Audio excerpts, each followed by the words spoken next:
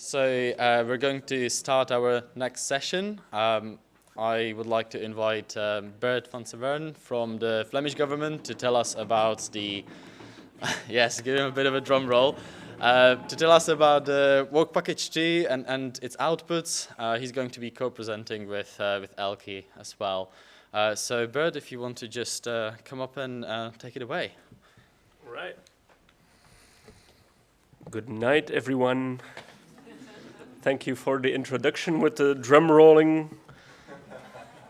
I hope that after the presentation you will be still as enthusiastic as this. I'm glad we have the graveyard shift to wake up everybody at 4 o'clock in the night. Yeah, I see somebody dancing in the back. So hello. So my name is indeed Bert van Severen. I saw on the agenda it's only my head, but I will be co-presenting with Elke Ramon, my colleague, who mainly will talk about results, and because she has been working a lot the last year on the outputs of this WP2. We'll talk about the engagement with the decision makers who are in charge of the coastal management. We were a bit sad or frustrated yesterday night because all the key messages that we wanted to bring for 80 or 90% have already been told by other speakers, but that's a good thing. So we're not frustrated anymore, and nonetheless, 10% has been answered this morning. So if anybody has an extra question of things that they don't know, please ask us. But that means that it's a good thing to hear that the results and the lessons learned in this project are very similar with the lessons that have been told by external experts. So now we see it as a good thing, and the good thing is we've made a booklet about that. So if we were talking about all the knowledge that has been spread around and hard to find, well, at least we have tackled one point of that, and we've put it in a booklet that Elke will be telling you. So what are we going to tell you in this last hour? We'll talk about informing and engaging with the decision makers, but also with the public, the large public. We'll also talk about a bit what the lady this morning, I wrote down her name, Amy. Amy has been talking about, like setting up partnerships. That's very important to shift the knowledge to your actors and also let your actors work together. So we called it knowledge and actors intertwined. And then the bespoke program that we brought or organized in WP2, we didn't do that alone, of course. All the partners of the SARCC project were involved in that, and then we'll talk about the results. So where to begin? It was not easy in the beginning. We had a very large application form with quite a high ambition, so we need to make a synopsis of that, of what we wanted to tackle. We have the similarities. It's already been told a few times. We have the differences in legislation. We have a very different approach in governance. Sometimes it's very centralized. Sometimes it's very local, like in France. It's told by John yesterday. In France, municipalities are responsible. So a very different approach to coastal protection, but there are similarities, of course. It's also been touched upon by John in his introduction. We have the same recreational pressure. We have the here and there the same funding troubles with resources, and not only materials but also people. And of course we have this question of coastal squeeze, the built-up area close to the sea, and then the sea level rise, and the piece between, or the space left between hard infrastructure and the sea is getting smaller and smaller, and it's hard to introduce nature-based solutions. And then apart from the challenges, It's been also been touched upon. I will say that phrase quite a few times, so my apologies.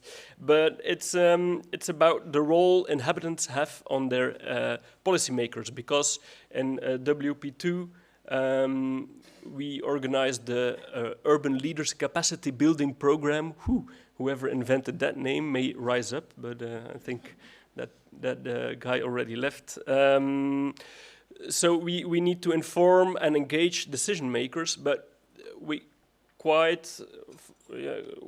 saw that it's not very useful only informing decision makers, because point one, they're hard to reach. You have to come with very concrete questions before you can engage them. But two, they listen very good to their audience, to the inhabitants. So we thought we should inform inhabitants and decision makers at the same time. So that's why, as has been presented, the roadshow and the public lectures, and then the workshops and seminars that have been organized were a bit focusing on both inhabitants that were interested, but also decision makers and other experts. We intertwined all the actors as much as possible, so we can learn from each other, and the role of the inhabitants on the policymakers could be influenced more. We thought, okay, it's a kind of, we have the old habits, choosing the gray because it feels more safe for a lot of people. You have been asking all the reasons already, David, and the word cloud. But we need to make a change to the nature-based solution. So it's more an aspect of behaviorism. How do you get people from the usual habits to new habits? You need a change, and you have all kinds of theories and behavioral science. It's been touched upon as well by yesterday morning about behaviorism. You have a scale, you have different steps, thank you, that you need to take, but like the basis layer of change is informing, is knowledge. And you have to transfer the knowledge so people get informed, get to know the new topics, and then they can accept it, and then you can try to make changes in project. So sometimes it's, as you see on the bottom right, it's baby steps, but they're important, and you could say we've been talking about that, like doing pilots is important, but of course that's a very small drop in the ocean, has been said yesterday, but you need them to showcase that it works, and then you can take another baby step. So we can be quite critical on the impact of pilots, but they are necessary to get this behaviorism aspect to start changing the minds. Informing and engaging. How can you engage policymakers and the large audience? Well, first, the key message is you can't do it alone. It's a bit like Frodo bringing the ring to Mordor. Thank you. You should have you should have a fellowship, because if you're the one person, like we say in Dutch, preaching in the desert, nobody will be listening. So you need to have a fellowship, a partnership, who is telling the same thing over and over and over thing. And I think the presentation this morning by Amy was very inspiring, because that's what she said. You have to put a lot of resources in repeating the messages over and over again. And that not only should you have this partnership in getting to inform and engage, but also you need to know the local stakeholders and how they are organized. So it's very important that you understand the municipalities and how they work inside and how they work together, and inform them at the right moment. And as we were to give an example at the roadshows, it's very important if you're there talking to the local inhabitants, and you don't know the local situation, and the people start to tell you about, yeah, and at that beach, at that street, and then, oh, never heard of that, then you've lost all your credibility. If you say, oh yeah, that street, and yeah, there you have that beach bar, and yeah, I know the situation, it's not only, it's very important to convince people, okay, this guy or this girl is familiar with the situation. So you not only you need to know the local, how the physical situation is, but because in that case you can inform the inhabitants. You also have to know who you have to reach in the local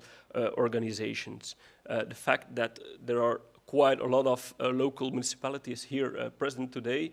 Well, you are the guys that need to be informed, and you will know, or the guys and girls, excuse me, that we need, and you will tell us who we need to inform in your organization and who should be convinced at what part in the process.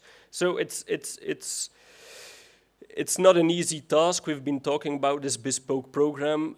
You have to put a lot of effort and social skills into that. So we cannot put it in, and we can put it in quite easy flow charts. Who should be informed, but still you need to make it you have to choose the right way. That's already explained. Every coastal city municipality is different. Also, it depends on the strength of the actors. We have very small municipalities. Also here, I think the smallest in the project is Newlyn, the smallest municipality, and then Southend is a few 100,000 people, I think. John? 180, yeah. Okay, that's quite a lot. So it depends on the strengths that you have and how you will interact with these local municipalities. So this identifying the right person is quite quite important, and also at the right time. You can start informing policymakers, decision makers at a very early stage when you only have a concept, and they will say, okay, come back when it's more concrete.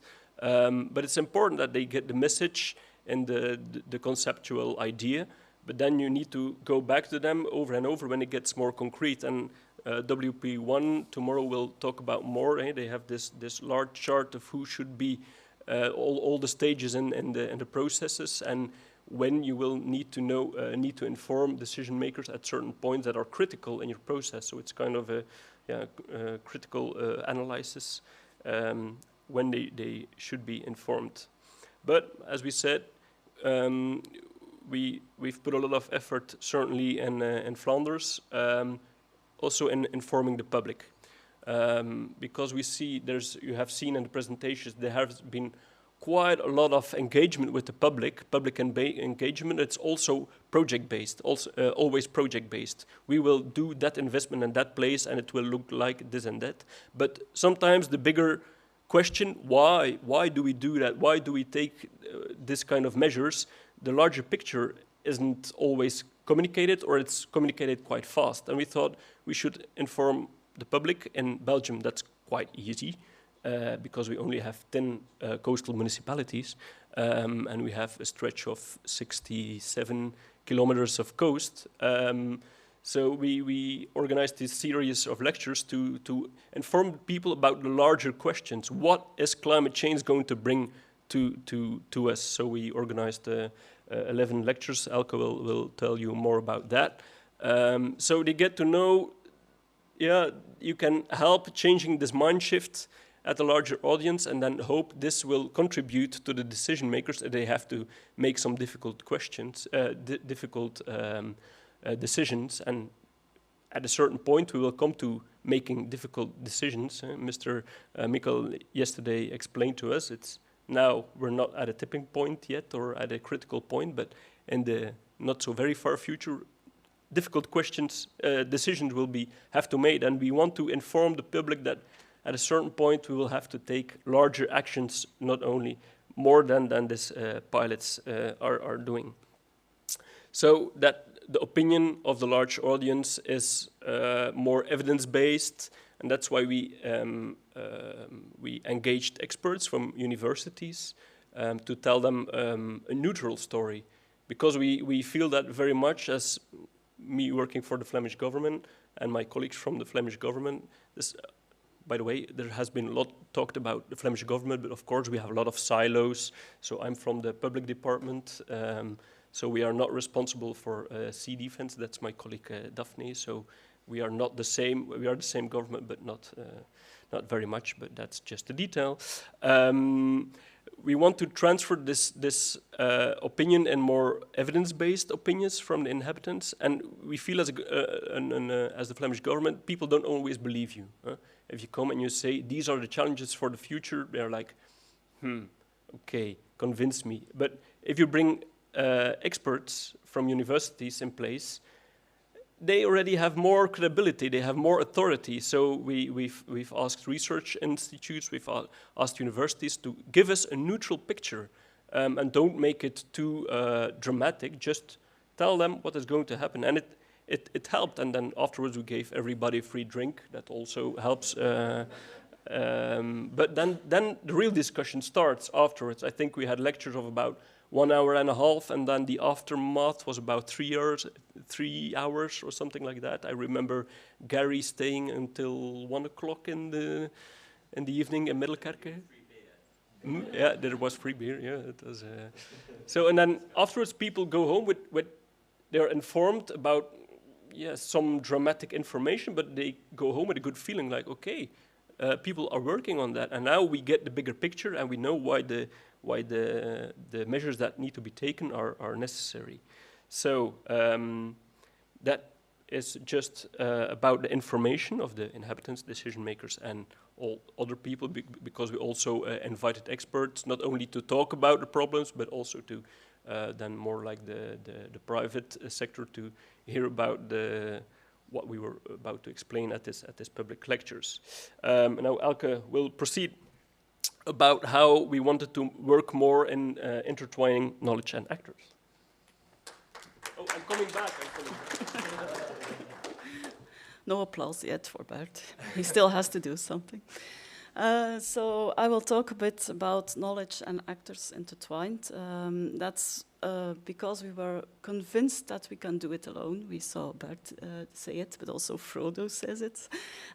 So we work together with Work Package 1, Work Package 2, and Work Package 3. We all have our own target group. Work Package 1, it's academics or the people, well, universities and schools. Work Package 2, who is our work package, we have the authorities, local authorities, but also provinces or higher authorities. And Work Package 3, as Maria said yesterday, Maria, sorry, I pronounce it in English, but it's Maria, the citizens. So next to that, you see just a quick reminder of the other work packages. So it's important that we work together. We have a bit the issue, and I think it was said yesterday, everyone lives in his own bubble and works with the people they have to work with. But that's not how we go forward. I remember we had a June Congress, and I phoned one of the academic people to speak, and he said, "Oh, I'm so glad, will there be people from local authorities?" I said, "Yes." "Oh, finally, I can bring out all my work that I have done. It's so difficult to reach each other." And that's a bit of the problem. We don't reach each other. So that's why we have to work together, and then we go further. When we were talking about this presentation, Bert said to me, "Well, we have to go to a center of competence." And then he said, "Well, what does it mean? We have to look it up on let's Google it." And we came to this definition, and this definition is from Interact, so that's quite good. It's our goal has to be to evolve to this center of competence. And what is it? It's a structural, long-term research and innovation, collaboration, and strategically important areas between academia, industry, we haven't talked about industry yet, with frequent interactions with the public sector. So we give it also a bit of our own twist, and we added the public, because that's the ones we really need if you want to have an influence on the decision makers. Now, the first step is to gain knowledge. Of course, we do have a lot of knowledge.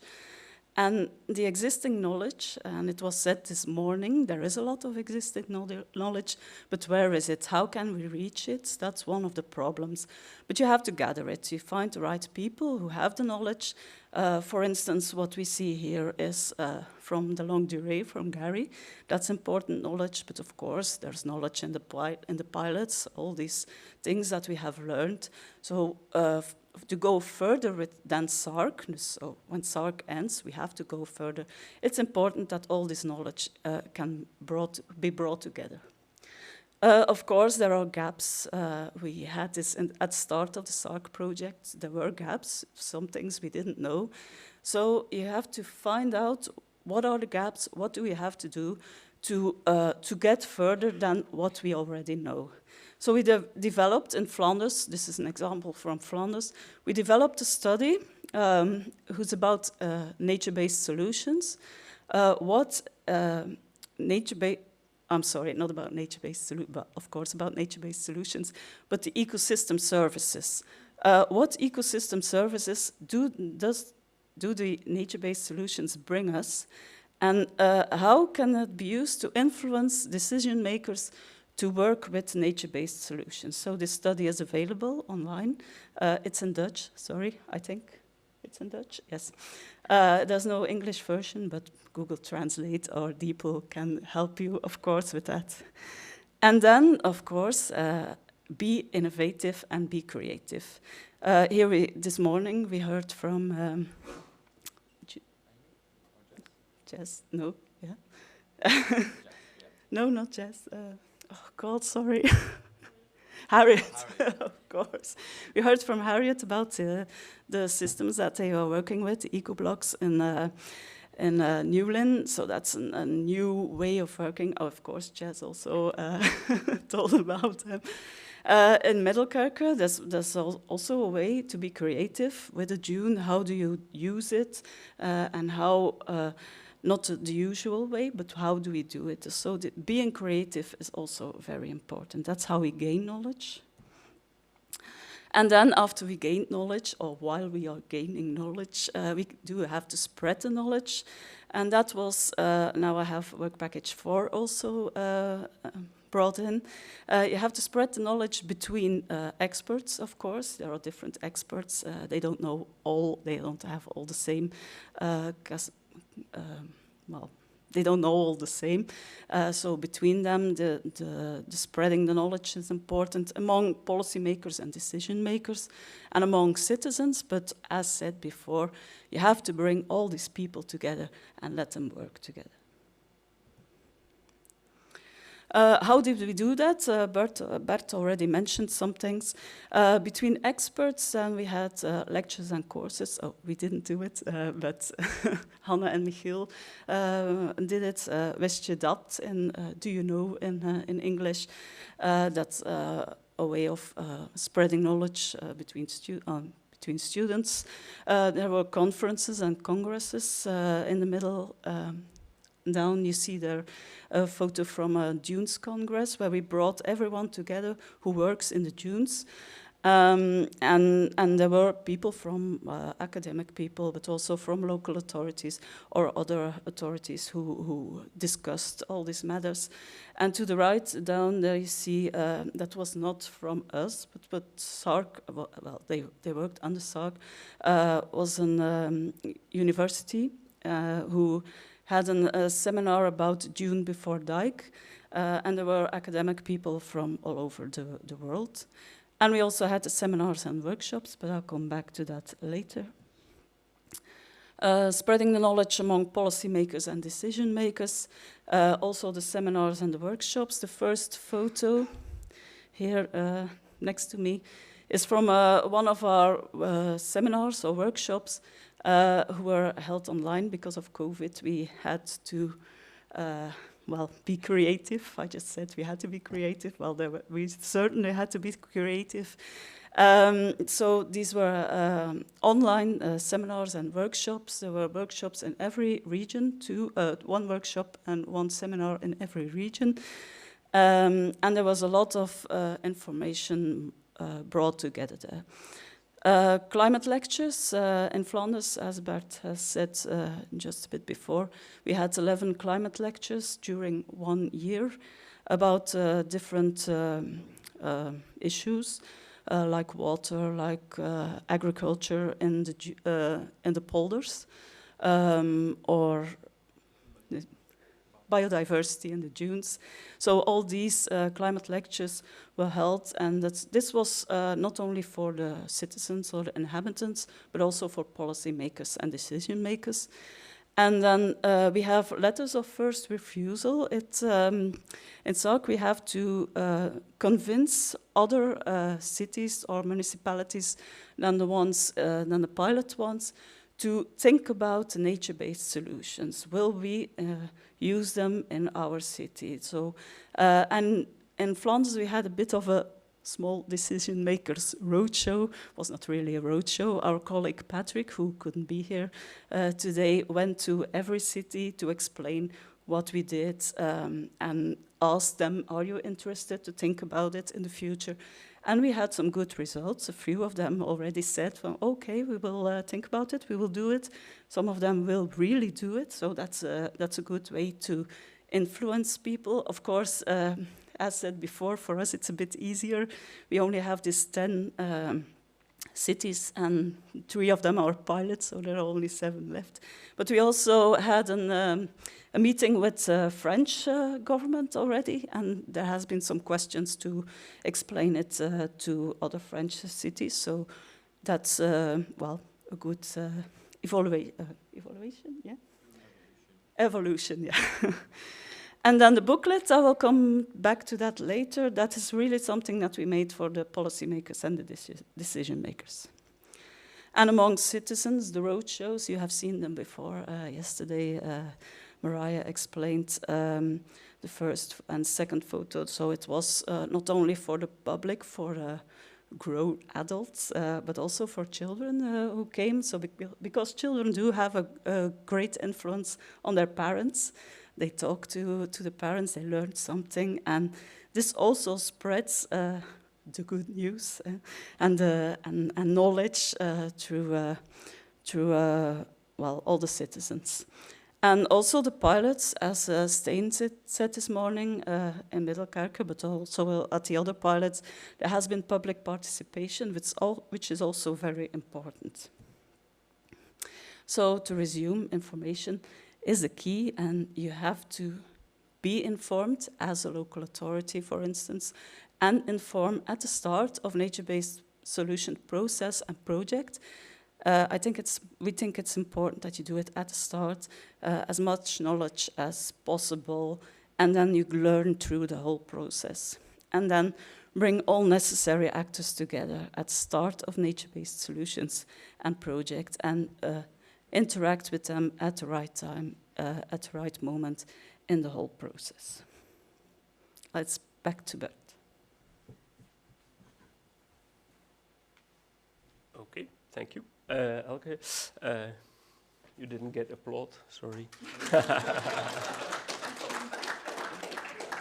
So you've heard quite a lot about what we wanted to do, how we thought about so the conceptual idea of intertwining information and actors. So how did we really engage? Maybe let's start with you've been filling out some Slidos for David about this ending conference, but we also did that during all the lectures and the seminars that we organized. And the good thing is that a lot of people really want to be want to take the lessons that they learned during the seminars and these lectures. They want to implement it in their own life, and that's the blue bar that you see there. People are interested to do what they can do, but they need to know what they can do, and that's about 70% here. As a civilian, what can I do in my personal life? And also, I want to be informed further. But people also, they want to engage. So we had as said, we had like about 1,200 people informed using these lectures, and about half of them are really interested to think together with the municipality about concrete measures that they can take in their personal life or help implement in the city. So people are actually waiting for initiatives, to cooperate in. So that's a good thing, but they need to get the chance for that.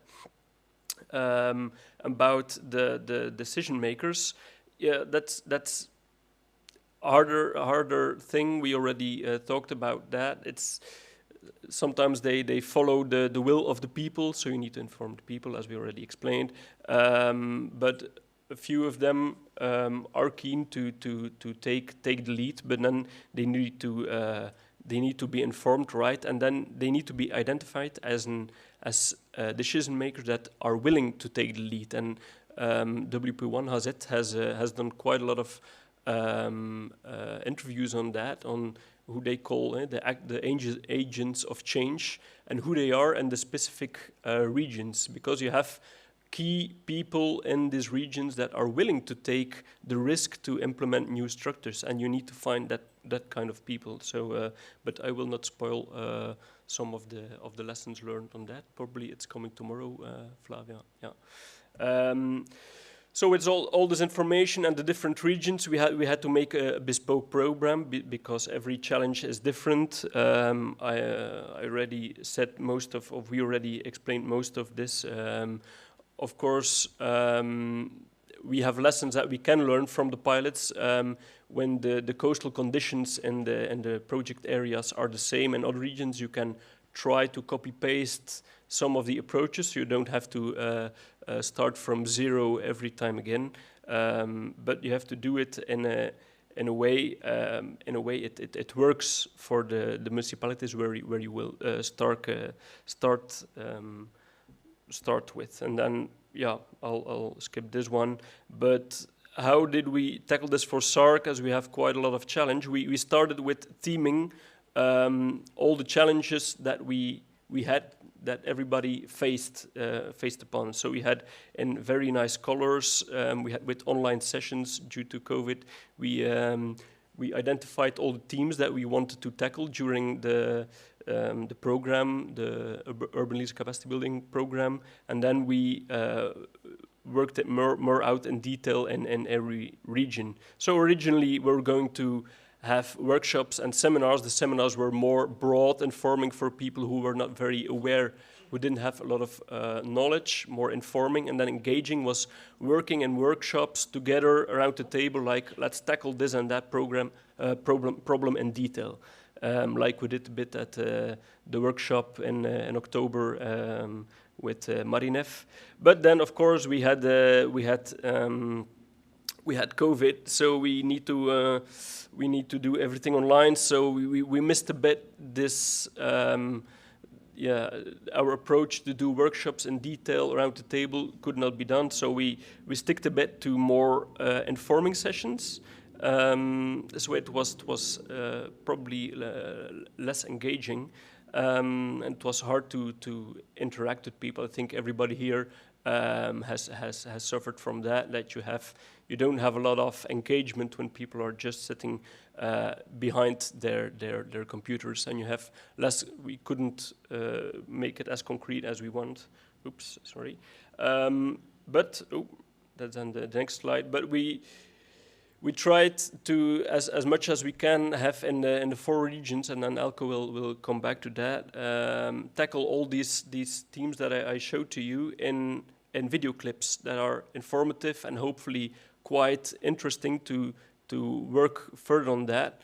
They are all accessible online on the SARCC workshop, on the SARCC website, and on the YouTube channel, and they're every video clip tackles a kind of problem or tries to inform people. And I would like to thank the EA, who did an awful lot of work to organize these sessions, these online sessions in the UK. And then we had Vlissingen, who organized then a live session in Holland, and all of this knowledge can be found on the SARCC website.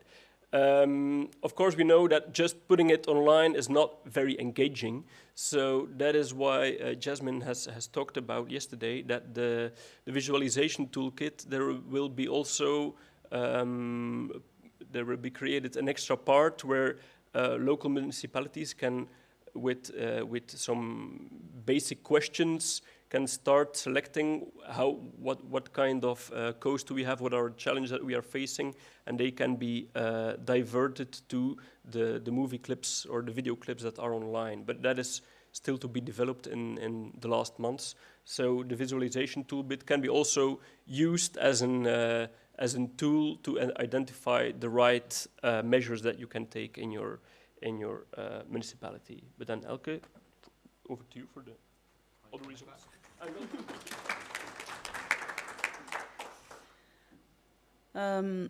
Yeah, I was thinking we cannot show you one of the videos because most of them are at least 10 minutes, so we won't do that.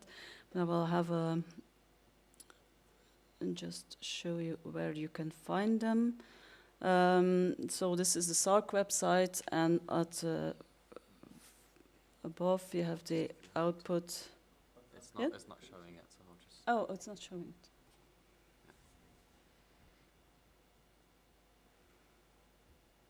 Are you going back to the presentation as well? Yeah. Okay. Yeah, not finished yet. I know, I'll just have to...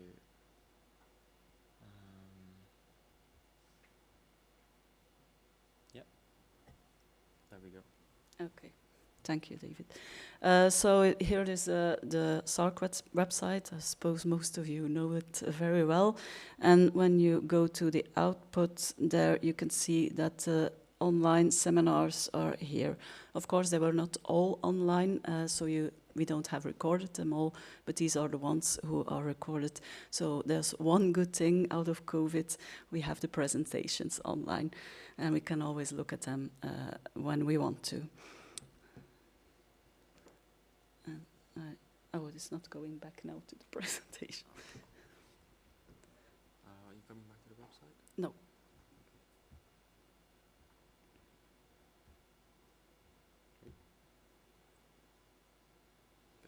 Yep. Thanks.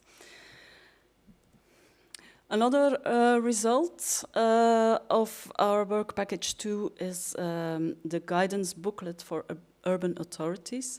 It's not only work package 2 who made it, we made it with all the partners, and special thanks to everyone who read it, and sorry for chasing you all to read it. So it's 3 parts. The first part is about sea level rise. That's informative. Remember that it's for local authorities. Some of them don't know anything about, or maybe just a little bit about sea level rise, the problems with it. The second part is a pilot, so every pilot has a part in the booklet, and after that we have the 10 lessons learned. So sea level rise, facts and challenges of climate change and sea level rise. It's written quite easy read. It's easy reading, so it's not too difficult. So normally everybody could understand or should understand what it says. Same with storm surge. Then sea defense, hard infrastructure, and nature-based solutions. There we give a list of the several hard infrastructures that we have and all the nature-based solutions who are in the pilot, but others also, like the sand that they put on the beach to strengthen the beach is also in there. So every nature-based solution that can be used in the 2 Seas region is in there. Then we have a part of ecosystem services. I won't tell much about that because tomorrow Hanne and Michiel will explain all about that. A part of European policy and goals. That's not a very large part, but just how to explain how it works. Then we have the 2 Seas, 4 countries, and 7 cities part. That was quite a difficult one to write, because in every region we have other legislation, we have another way of working. So it was a bit of thinking, how can we put it together in a in a way that you can read it easily, that you can understand how one country works and how different that it is to other countries. And then we have the longue durée, which was explained yesterday by Gary. So here are some of the pictures of it. With every pilot in it, they all have a map who shows how the city is structured, and you can see that they are all quite different. And then we have some of the pictures of how it is, how it looks now, how it has been, which nature-based solutions have been used. We also have a word of the mayor. Mostly it's the mayor or someone who is involved with the law and who does work in the city. Then a part 3 is the 10 lessons learned. Well, some of them we heard already yesterday or this morning and during our talk now. So the first one is choose nature-based solution when possible. We still have this grey reflex, as we call it, to choose the grey infrastructure. So it's a bit of a lesson. You don't have to use it. You have to look what is beyond that. How can you use a nature-based solution? Second one, incorporate the ecosystem service approach. Will be explained tomorrow by Hanne. And then the third one, the design and implementation of nature-based solutions need co-creation. This means you need an integrated look on the whole thing. You have to look at tourism, you have to look at industry, harbors. These are all important things, and you can't work without them. So you really need to co-create a nature-based solution of the implementation. The first one, quadruple helix. We already said, work together, not only stay on your island as a local authority, but work together with your citizens, with industry, with academic people, to create something that is really good for your municipality. The fifth one, find or be the agent of change. That's a difficult one. You really need those people who can engage and who can make other people enthusiastic about things. It doesn't necessarily have to be the one who knows everything about it, but the one who has a large network, who knows people and who can really make people work on something. So, and I think Flavia, tomorrow you will be talking about that too. Then look across borders and learn, especially in Flanders or Belgium. We do have the border with France and with the Netherlands.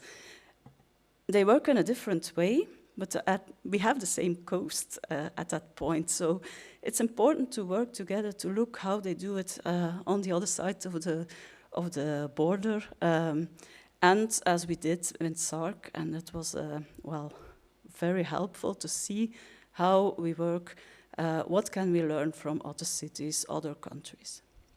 7, remember the longue durée to recall the historical patterns of change. It's an important one, we heard it from Gary yesterday. You really need the reflex to use this in your implementation of the nature-based solutions. 8 one, ongoing monitoring and evaluation of both project and process is necessary. We mostly have the problem when the project is over, then it stops. And it's very important to keep on monitoring, because this is the decision makers, they want results, they want to know how it goes. And it's not only important that you have the nature-based solution where you can look at, but you really need to know how does this evolve during time. Can you use this, and how does it work? Does it really work? And with these things, you can persuade them to use a nature-based solutions. The 9th one, we had it this morning, and I think yesterday too, establish an accessible platform or tool for knowledge sharing and capacity building. That's a very difficult one, and I don't think we have the solution here. You can't ask from local authorities to do that. They can't make the platform. There is a lot of knowledge, but you have to reach it. How do you reach it? We think it's more a thing for a higher authority to make this accessible for everyone. But of course, there has to be someone who does it. Maybe another Interreg project about that. And then the last one, find co-finance and create new business models. We heard that yesterday, and I think today also. It's also difficult to find the finance, especially for local authorities. It's not always easy to do it on your own. So this is a point you look at European projects, see what other authorities can do for you. And the new business models, that's a bit about the ecosystems.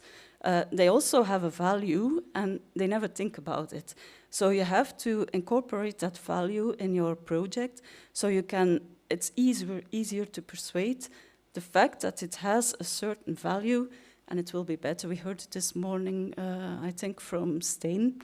Also, that was, now that this nature-based solution is there or is being created, the value of the houses rises. So, okay, that's not the ideal one, maybe, but it's one that you can persuade decision makers with.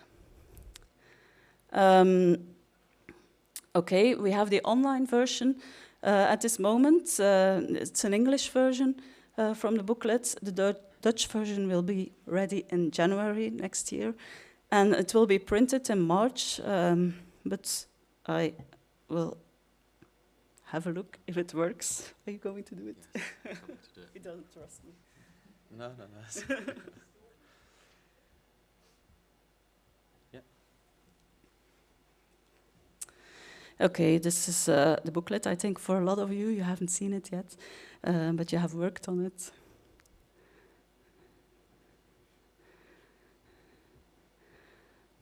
So this is an introduction, and then you have the first parts, rising sea level. So it has a lot of pictures, not too much text, but enough to be, to use it. These are the different grey infrastructure and nature-based solutions.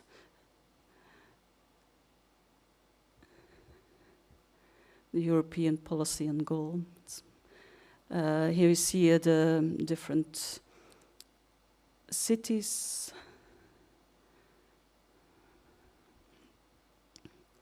Some more explanation over here about the wave dynamics.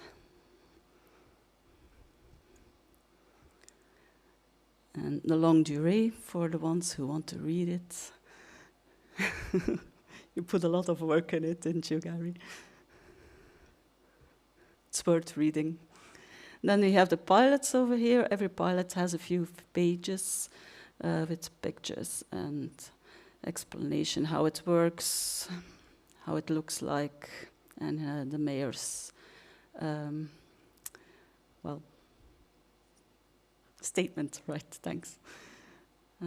Here we have Ostend. Seen some pictures of it today. I hope you recognize them. Blankenberg. I have to say this is, it's not the final text. We still have to have some small changes to it, but it's nearly done. So at the end of January, it will certainly be ready. Vlissingen. Also saw some pictures of this this morning. Newlyn. And Southend-on-Sea, I think we will, there it is, what we saw this afternoon. I hope everyone recognizes it. And then the lessons learned that I told you just recently. Oh. That's not good. Oh, it's all good. There you go. Yeah, thanks. So before we let you go, we have some 4 take-home messages. Inform and engage. What do you do? Know the right people and choose the right moments to talk to them and to persuade them. Knowledge and actors intertwined. Work together, learn together, and you are not alone. Remember Frodo.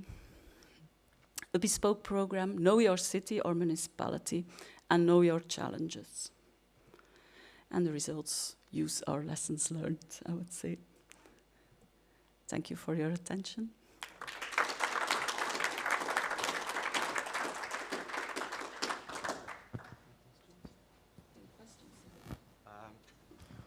Thanks, Bert and Elke. So we're coming to an end of our conference today, but if anyone has any questions about the engagement that our wonderful colleagues in the Flemish government have been doing, now is the time to ask, or about the booklet, of course. Do you have anyone in the room who wants to ask anything, or anyone online, perhaps? Yeah, I think, yeah, we'll... can you get a microphone to them? Oh, you've got it, yeah, so if you ask the question.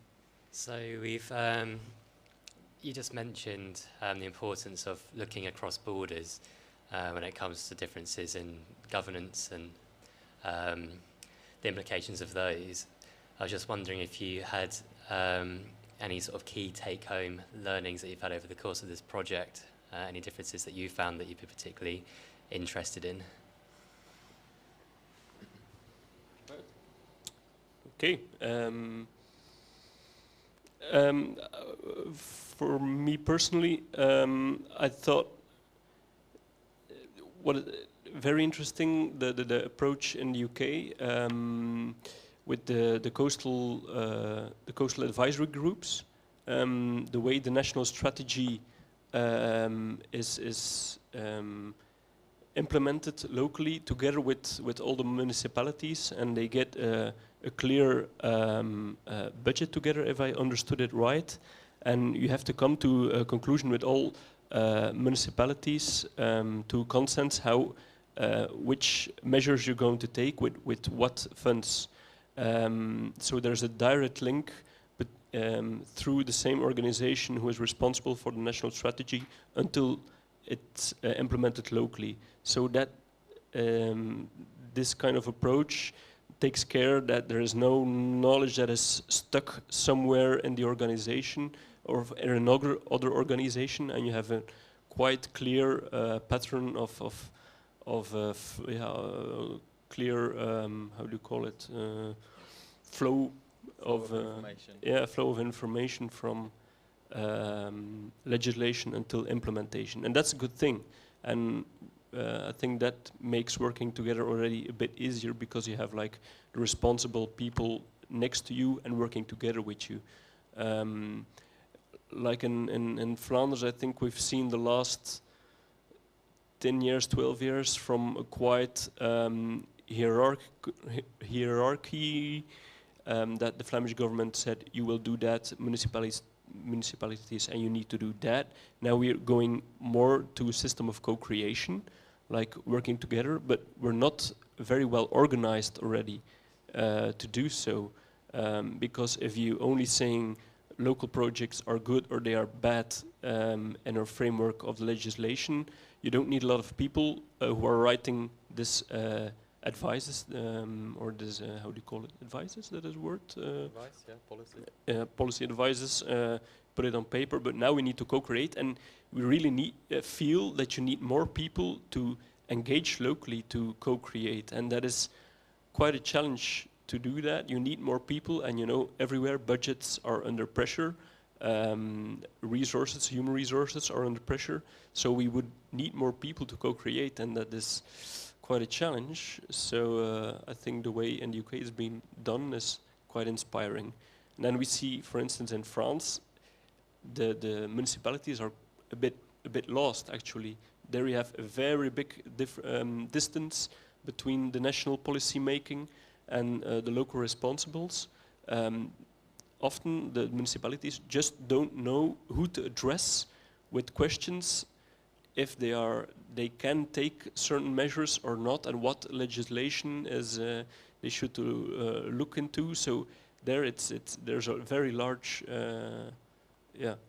gap between legislation. So that's why working across borders is important, because you can see in other countries this or that approach does work. So that's my lesson. Yeah, thank you. Thank you. Any more? Yeah.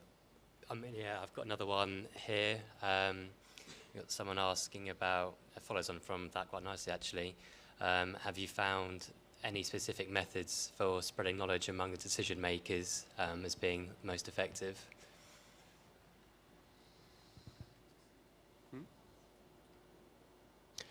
Yeah, that's a difficult one, because not all the decision makers are the same.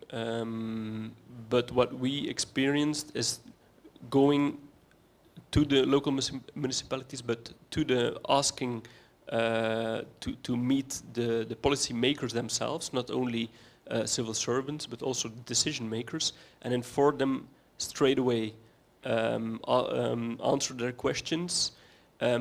Again, it takes a lot of effort, but you have a very high success rate, because you can take away a lot of